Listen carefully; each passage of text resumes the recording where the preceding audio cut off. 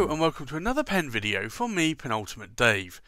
So I have here another pen from Atelier Lusso, and this is a quite remarkable pen. This is a pen that I had commissioned by Eric in California, and this, for me, I handpicked the material, and I think you'll see why when I unbox this pen. So it just comes in just a very small standard sort of plastic faux leather type box, and let me open it. And the first thing you'll see here is that you see the Atelier Lusso, and this is a sticker that came with it, and also Eric's business card there if you need to contact Eric or if you'd like a custom pen made from him. So if I remove those out of the way, and here you see this lovely pen. So let me remove it from its pen bed and remove the box out of the way. And here you can see the pen, and you can see why I like this pen so much, hopefully. This is an Atelier Lusso, and this is a Carina, and it's a stunning material, and this is a material that I handpicked myself from a rod site and asked Eric if he could get this material and make a pen for me.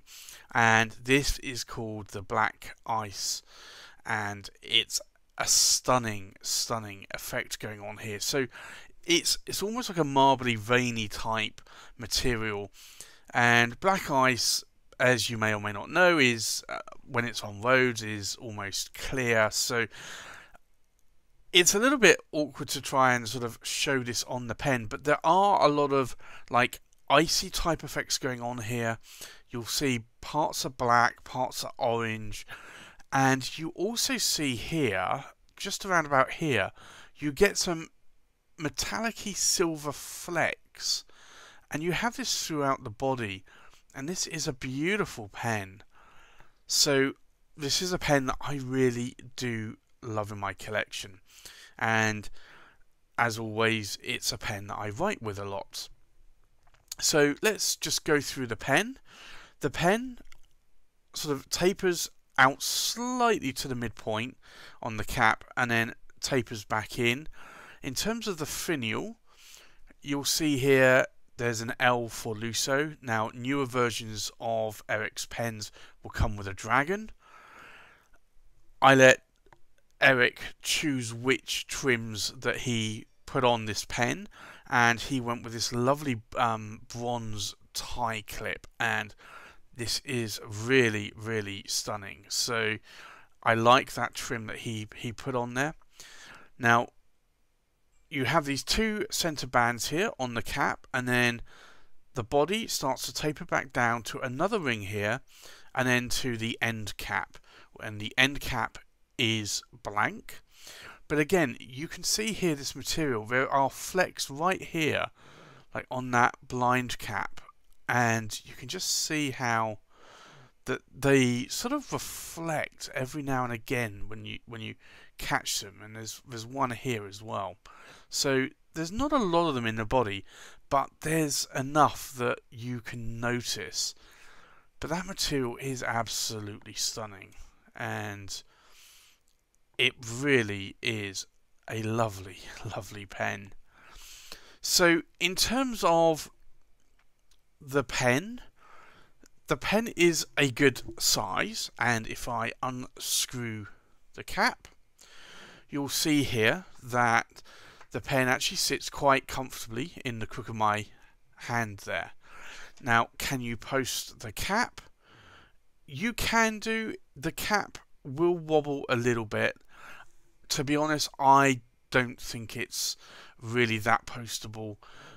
You will find that these are a little bit too long when posted, so I tend not to post these. I find this is a really good size myself. Now, in terms of nibs, Eric went with this lovely Yovo nib. I asked for a broad nib, and he put this lovely sort of rose gold coloured nib on there to try and match the bronze trim. So I really like that as well.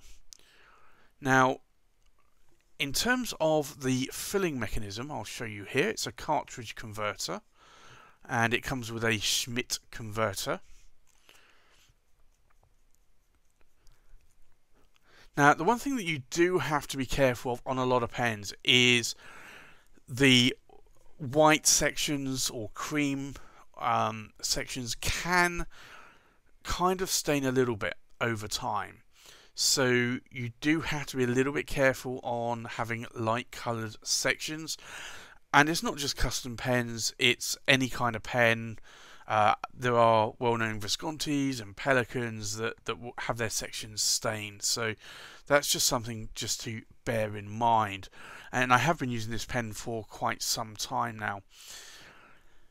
But this pen really is a lovely size and a lovely weight. It's actually quite lightweight. And I do love these sort of size of pens from Eric that he creates in these Carinas. Now, in terms of uncapping, you have here about 1.5 turns. So it's not a bad capping and uncapping of the pen there. But you can see this pen, the material is absolutely stunning. So I'm really glad that I had Eric make a pen out of this material, because this black ice material really is lovely. So I think let's do a size and weight check. We'll do a pen comparison, and then we'll do a writing sample. So in terms of size, we're looking at around about 148mm in length, and then the cap is about 67mm in length. And then if I check from the tip of the nib, we're looking at about 137mm.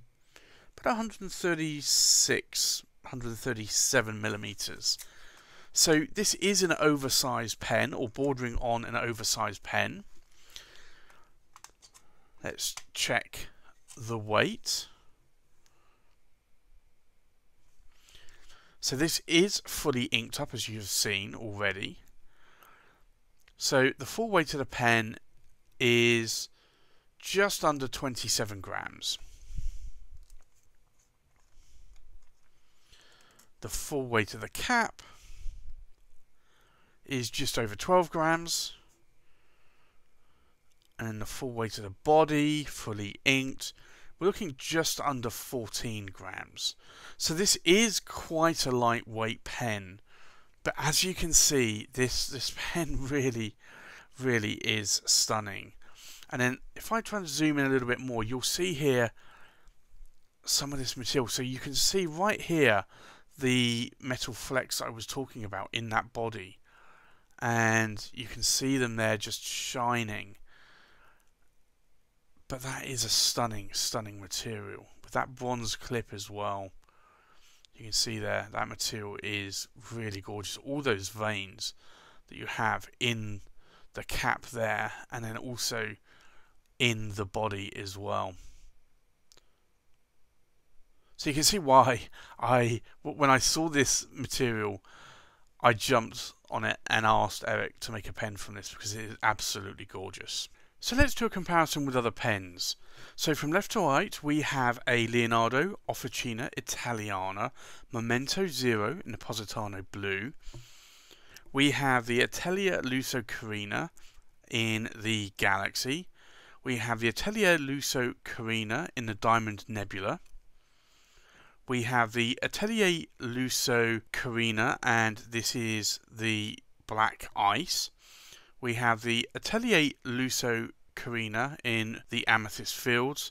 We have an Atelier Lusso Andromeda King Cobra, an Atelier Lusso Andromeda Dragon, an Atelier Lusso Andromeda Tectonic Seas, an Atelier Lusso Andromeda Hurricane, and the Atelier Lusso Andromeda Vulcan's Forge. So let's do a writing sample. We have the Atelier Lusso Carina, and this is the black ice, and it's a broad steel nib. Now the ink in here that I have inked up today is Pilot Iroshizuku, I can't spell, and it is Yaki, which is a lovely orange ink that I do like a lot. Now, as I mentioned, this is a broad nib, it's a steel nib, so you are going to get roughly a broad line here.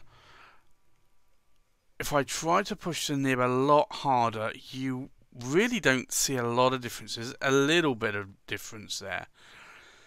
But you're not going to see a huge amount of line variation because it is a steel nib. These are typically quite stiff nibs because being a steel nib. Now, in terms of wetness,